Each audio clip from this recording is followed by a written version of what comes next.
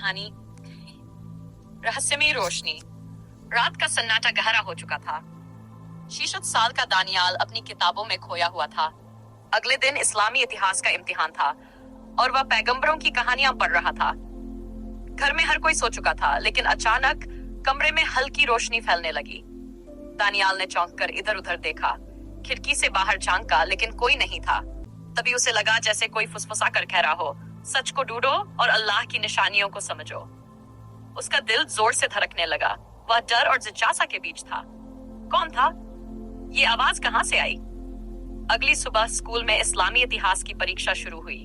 Paper में सबसे पहला सवाल था, कुरान में अल्लाह ने किस निशानियों को समझो। उसे याद आया कि कुरान में लिखा है, अल्लाह आसमानों और जमीन का नूर है। सूरह अन-नूर। उसने झट से जवाब लिखा। इम्तिहान के बाद उसने लाइब्रेरी में जाकर इस आयत का तफसीर पढ़ा। तब उसे एहसास हुआ कि असली नूर सिर्फ बिजली की रोशनी नहीं, बल्कि ईमान, हिदायत और इल्म की रोशनी होती है।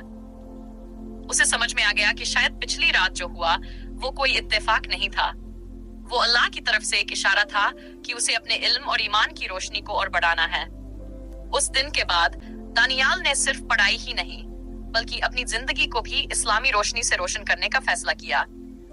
उसने हर रात सोने से पहले कुरान की तिलावत शुरू की और सच की तलाश में लग गया, क्योंकि अब वह जान चुका था, असली नूर वही होता है जो दिलों को रोशन कर दे।